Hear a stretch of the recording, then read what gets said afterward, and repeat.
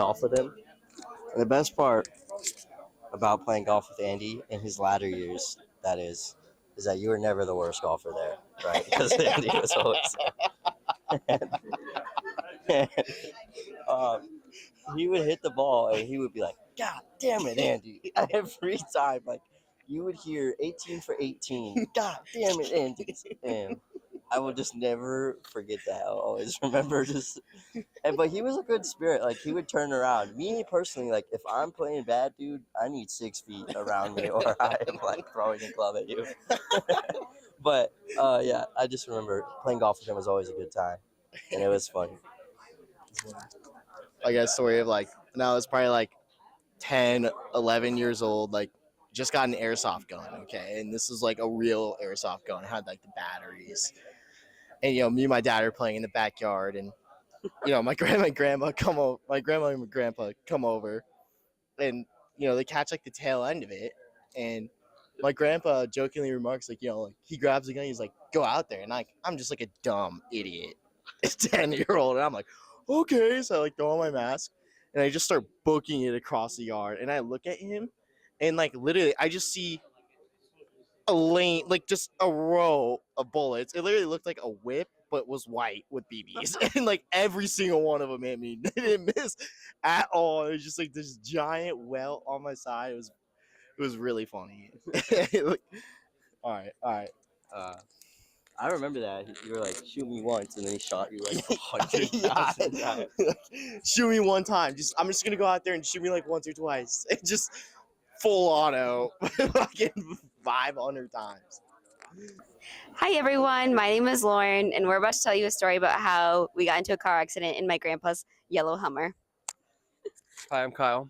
The three of us went to visit Andy and my mom, Karen, at their California summer home. So middle of summer, the three of us decided to take a road trip, and we can borrow Andy's awesome giant yellow Hummer.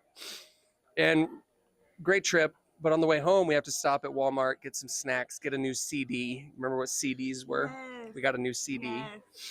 And I was the one driving. Brittany's driving. Let's not talk about why I can't drive. But I was legally not allowed to drive. We'll just say that. So we leave Walmart, and Brittany's backing up, and I'm like, "Careful, careful!" And she just loved taps. I don't think you said that, but okay. I didn't say careful, but she loved taps. The junkiest piece of shit car of all time. Yes. And I'm like, "Oh my God, you just tapped that car." I'm like, "Okay, what do we do? What do we do?" And I'm like, "Go! You need to leave immediately. Leave now." Then what happened next? You didn't leave.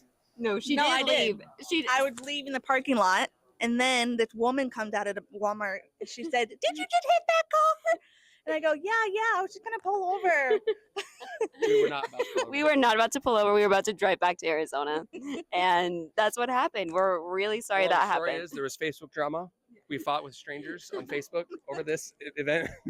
Yep. And we're a family united over Andy's yellow Hummer. Yeah. Sorry. We love you though. Thank you for all your insurance rate. Okay. Thank you. Thank you, Kyle. All right, let's go to the next people. But that's okay. Earlier, Kyle had asked me what my earliest memory of Uncle Andy was, and I was telling him I remember a time when Karen and Andy lived on Lobster Trap, and I was over there visiting Kyle, and we went outside as Andy was arriving in his little Nissan 350Z, and the sight of a 6'4" dude climbing out of a small car like that, for whatever reason, struck me, and I think maybe my earliest memory of Andy was him climbing out of that sports car. Yeah, that's a good one. You got anything? Sure, I'll say something.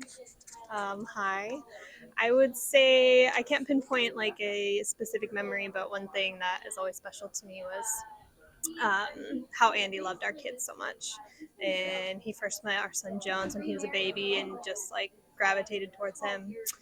And he nicknamed our daughter Petunia, which is absolutely random, but just the perfect fit for her. And so those are things I'll hold dear forever. That I've always loved is you'll always take the time, how busy, how slow, whatever it is, to ask you questions about your life, figure out something that you guys can relate to, and he will always be interested in the person that you are. No matter who you are, he will always take time to find something that you guys can bond to. And he did that with me thousands of times over the years, and I always appreciate that. In the South by Southwest birthday, one of the things that we did, our good friend Alex, and I don't know if we can blame Steve for this. Steve normally causes trouble. But we went to a concert, and the concert had a group called Faux Real, and I think it's F-E-A-U-X. Is that how you spell faux? And then real, like R-E-A-L. Mm-hmm. Yeah. And we went, and some of us, including Steve and Alex, were dancing and really got into this concert. And I'm standing with Andy in the back because we're both tall, and I think he can dance better than I can, but neither one of us aren't known for our dancing. And he looks at me and he goes, "Is this actually a real concert, or is this like a joke? Is this whole thing a joke?" And I go, I don't know. I really don't know. Turns out it's real. These people go all over the world, faux real. So anyway, Andy was such a great sport during that. You'll be missed, Andy. We'll certainly be toasting you at Ted's 60th. Okay, I'm trying to think. So as gentle and as thoughtful and as insightful, fatherly as Andy was, I remember after Ted's 16th birthday, Ted decided to go out for drinks with his teammates and got a little bit too drunk and stood up in the back of a pickup truck, and then someone hit the gas on the pickup truck, and Ted fell out the back, face planted. That's why he's got the tooth, cracked his tooth open, and I would say for like a good month, everybody was afraid of Andy after that because he was pissed. But he came back around and became the good old Andy that we knew after that, and he will definitely be missed. Well, I went to work for Hughes Helicopters in 1981, and one of the guys that worked for me was this long, tall kid. His name was Andy Logan. And all he wanted to talk about was this idea that he had how to eliminate a tail rotor from a helicopter, which we call NOTAR.